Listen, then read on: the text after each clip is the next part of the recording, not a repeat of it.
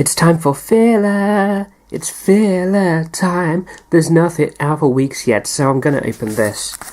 This is a Warhammer Age of Sigmar Champions trading card game booster pack.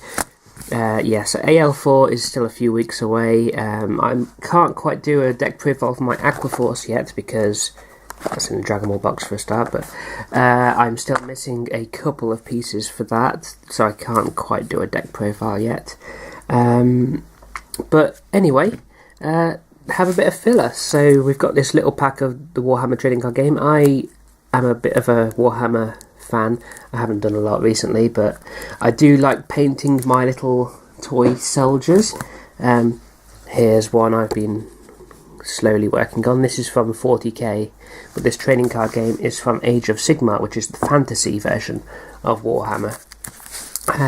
So it's kind of like demons and monsters and goblins and orcs and ogres and all that good fantasy stuff. So this is a new trading card game. It only launched only a couple of months ago, I think, and it's kind of unique. It uses the Play Fusion engine, which is kind of something which I think a number of other card games use, but this is quite unique in its own little way.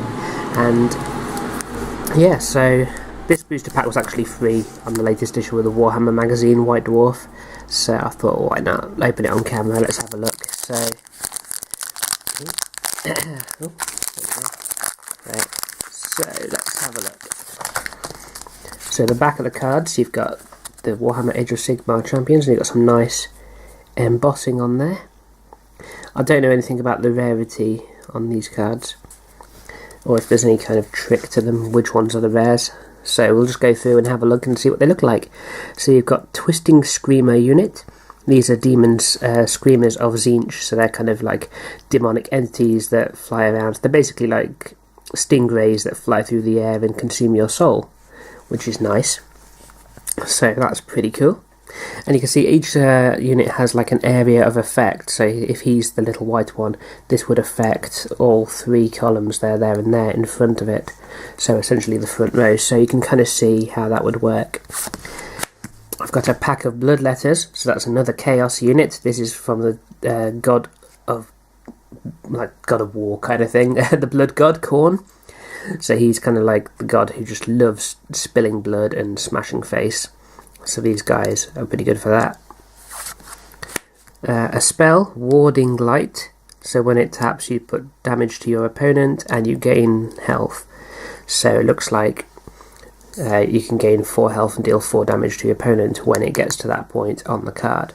The way the card game works is when you play a card down, each turn it rotates, and when that corner is the active corner, that's when each effect goes off. So you can see on this one here, first turn it's played down, it'll do 1 damage. Second turn, it'll do 1 damage. Third turn, it'll do 1 damage. And on the last turn, it'll do 3 damage, and then it disappears. So each card kind of has different effects on each turn of the game, and then after 4 turns, they leave play. So that's pretty cool. We've got a Storm Strike Fulminator, so this is kind of like a dude riding a dragon. So that's pretty awesome. Let's just get a nice look at the artwork there. The artwork, as you'd expect from Warhammer, is top notch. The cards feel very nice as well. They're a lot sturdier than Magic the Gathering cards. They feel more like ones from Buddy Fight. They've got a very nice, high quality feel to them. Sweeping Namati Thrall. So these are kind of like soulless elves. They were basically born without a soul, and they go around and they try and steal souls from ordinary mortals to keep their species alive. You know, basically. So that's lovely. And they're one of the good guy armies. Warhammer's pretty deep and dark, so there's that. We've got a Crypt Shield Black Knight. So this is an undead dude riding an undead horse with a shield and some nice armor. So in life he would have been a honourable knight saving his realm, and now he's just a skeleton going around working for the god of death, as you do. You've got an Enraged Alapex. So I think this is kind of like a shark that can fly, basically. Something like that. So that's a pretty cool one. Star Drake, this is like an honourable dragon. This is one of the good dragons that kind of works with the good guy army, the Stormcast Eternals. And he flies them around, and that's... I should imagine this is a pretty strong one. As it enters play, discard a card from your hand, taps, does 5 damage, pretty much does the damage straight away, and then you can remove a unit as well. So yeah, removal and high damage, so that's pretty cool. Then you've got the Awa Ceremony, which is the orcs having a party basically. Your highlighted units are dormant, draw cards for each highlighted unit. So I'm sure that makes sense if you've played the game. I'm guessing this is a rare because the symbols come up in gold.